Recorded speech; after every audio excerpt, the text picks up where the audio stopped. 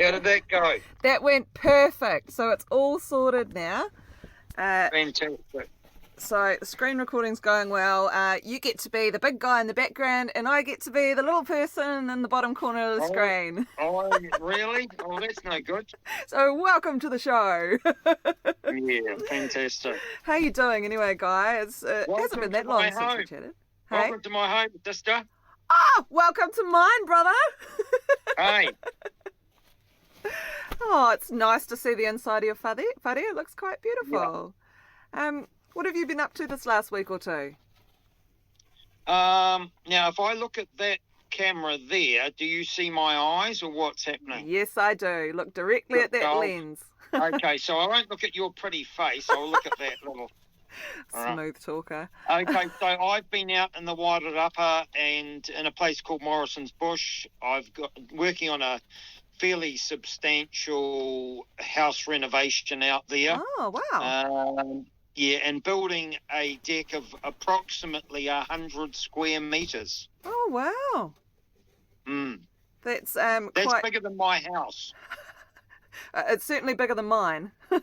Yeah. So I hear, Wyn, that you've got involved with organising one of the legs of the Stand Up to Fuel protest convoys. Did I say that all right? Okay, so, yeah, that's correct. So what happened for me some time ago, Zeb, was I was having a look at various notifications on my phone, and one came up for News Hub or Stuff, one of those great publications, and it was a hit piece against a woman in Levin running a cafe called Firebird Cafe, and I was immediately incensed and thought, I'm going to ring her up, tell her that I think she's great and support her, and tell her that I would do whatever I could to help her in her business. She was refusing to enforce mask mandates, and she was refusing to put up a scan code in the window. Okay. Yeah. So somehow from that you got involved with, was it Gabrielle who spoke to you?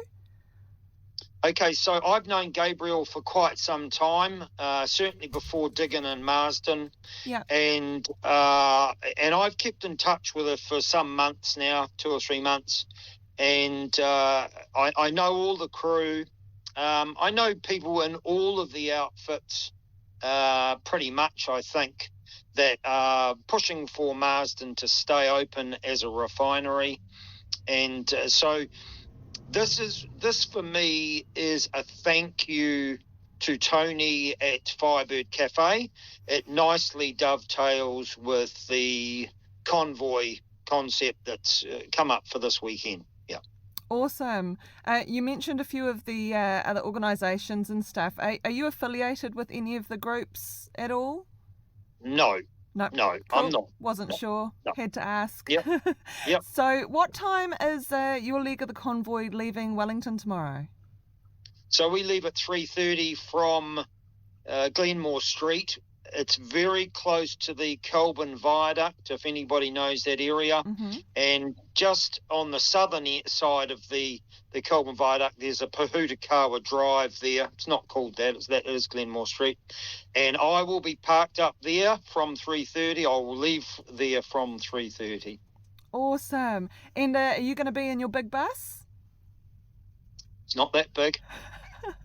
But yes, I'll be in my red bus. Yep. Awesome. Oh, watch out for that on the road, guys. Can't miss it. I'm sure it'll be covered in some sort of signage. I've still got all the flags on it from up Marsden Point Way, and also I bought myself a white twink marker sort of thing, and I've written on the back door my little message about the refinery being closed and fuel prices going up. Yeah. Oh, beautiful. Awesome. Yeah. So have you had a lot of support with, gaining traction and everything with the convoy for tomorrow? A lot of interest?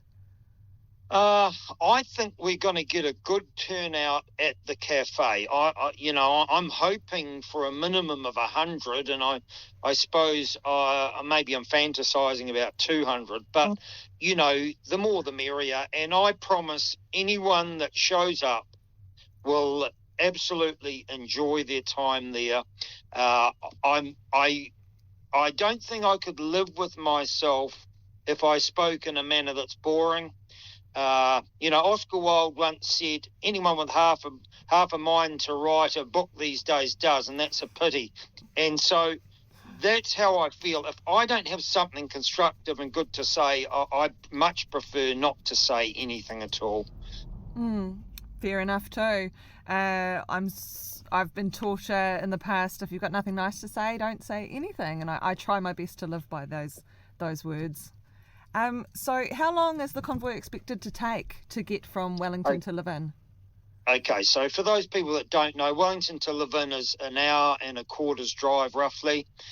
Otaki is about maybe an hour and 5 minutes, somewhere around there. So Otaki is an important place to me. That's where I have quite a few family members. Oh, beautiful. So if you know the region, that's kind of it.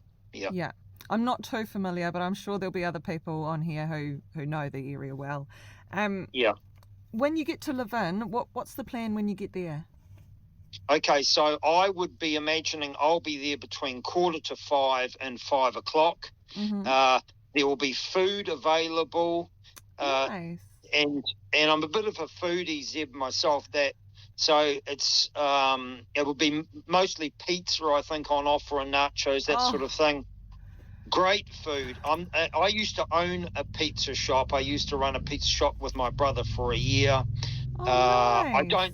I don't know that I necessarily particularly like pizza, but this lady makes a fantastic pizza with her staff. So, and they're about $22, and it would feed two of me for a more hungry person, maybe one. Yeah. Oh, that sounds amazing, to be honest, and a perfect time of day to be discussing pizza right now. You're making me salivate. I'm getting pretty hungry. Yeah. Well, the last time I went, Zeb, was with my 13-year-old daughter, and she ordered a halloumi and mushroom pizza. Now, halloumi doesn't do it for me, but I've got to say it was really good. Actually, it was great. What was the name of that pizza place again? So it's Firebird Cafe. Oh, it's at the cafe. Oh, yeah. Nice. Yeah. Do you know if anybody along the way, along sort of when you meet up tomorrow, do you know if anyone's going to be live streaming at all down there? I believe maybe tap into Ben Negro is going to do a live stream for us. I don't know if you know him. He's been hanging around with Lingo Louie this last week in Wellington, filming some of the court case, I believe. Yeah. Oh, okay. Well, that's awesome. So we can direct people there if they, hopefully, and maybe we can tap into it and share it on the page. Can we do 2 live feeds at once? Because we could coordinate that if you wanted. 2 live feeds at once? What do you mean? Well, to you as well, if you want it to go to your channel. I don't know if people actually want to look at your channel. Maybe they do. Hey. Yeah. Well, I'm hoping maybe I can tap into someone for a live chat while they're on their way. That would be awesome. Just to see how it's going and what the morale is like and what the public reaction seems to be. What's your opinion on the general public reaction at the moment? There's been a lot of, I'm sure you've heard about the fact the people are a bit funny because we're protesting high fuel prices by using a lot of fuel. What's your response to that? Well, the truth is we'd still go to a rugby match if prices were twice the price. That's a good point. The fact of the matter is we are protesting fuel prices. What better way to advertise it than be a little bit careless and spend a bit more money on fuel? This is our lives. This is what we are passionate about. Why wouldn't we? Seriously. I can see that people might see some irony in it, but I don't care. This is what it's all about. Yeah. Oh, that's awesome. And I can see there are other people doing similar things like this around the country. Today I saw a photo, unconfirmed, please, I want to make that clear, unconfirmed photo of some Dunedin students down there protesting the protests by gathering together and protesting. Okay, were they convoying too? No, I don't think they were convoying. They were just they were holding anti-fascist signs and dancing around to songs. The one that was playing at the time was that if you very, very much. Sorry, I'm not a very good singer, but it's yeah. Well, it's the right and privilege of the young to be stupid, quite frankly. You know, what does Socrates say? Youth is wasted on the young. You know, what did is it Thomas Sowell that says if you're not a liberal when you're young, you've got no heart. If you're not conservative when you're old, you've got no brain. You know, so can't win at all. You're in the middle. You're in the middle, yep, sister. That's it. Hey, after tomorrow, you know, what are your future plans? You mentioned the building site. Anything else in the works? Okay, so sister, I'd love to do a live feed with you, and I'd like to talk about money and mortgages and the cost of living.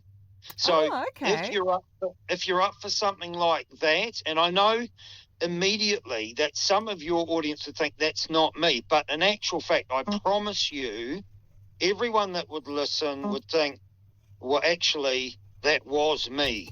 Yeah. You know, I want to talk about the issues that are really, really important to us now, and we are in a power of excrement right now. People don't know it. There's a lot of people who have got their heads in their sand. They're naive. They're distracted. I don't know, say what you like, but they are not aware of our situation. And this fuel crisis is simply another part of the whole puzzle. Who do you think is to blame for all these people who are just unaware of what's happening?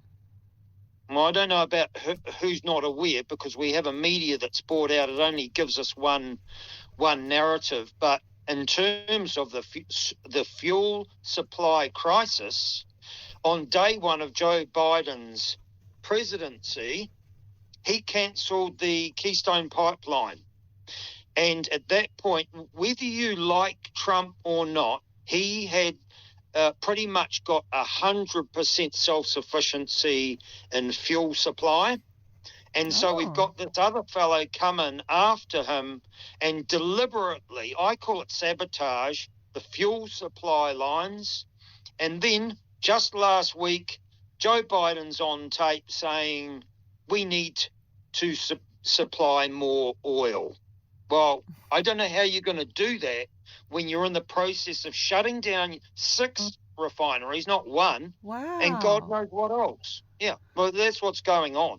And this is actually a trend worldwide, sister. It's not just happening in New Zealand. It's happening in America. It's happening in Britain. It's happening in Australia. The whole world's supply of oil is narrowing because of this focus on green energy, which is about as far from being green as it possibly could be. It involves slave labour of children in Africa working for $1 a day with poisonous stuff that will kill them. This is, to use my favourite word, mental.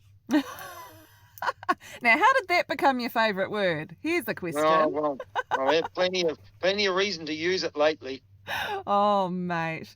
Well, I hope everything's been all good with you otherwise. How's the whānau? Good. When I see them, it's generally me making contact with them. It's not the other way around. But, yeah, no, I saw 3 of them today, and I've spoken to others today. So, yeah, no, it's good. It's great. Awesome. All right. Well, how about we leave it there for now? I'm hoping to get in touch with you or someone else who's going to be along the route sometime tomorrow that I can maybe do a live stream with. But in order for that to happen, we're going to have you all set up on Facebook properly. Okay. As reluctant as you might be. Yeah. So if you've got time, maybe to call me, say after 12 o'clock tomorrow. We might be able to, change our settings and get this right. Otherwise, it won't be me. All good. I'll give you a call tomorrow, brother, and we'll go from there. It's been really good chatting to you. Thank you so much for making time available. And lovely to see you again. And like I say, the invitation to, regardless of what happens tomorrow, if you want to do a live feed on any of these subjects that I've spoken about, let's do it, eh? Always good to have a chat, mate. All right, have a good night. Pō mārie. God bless you, sister.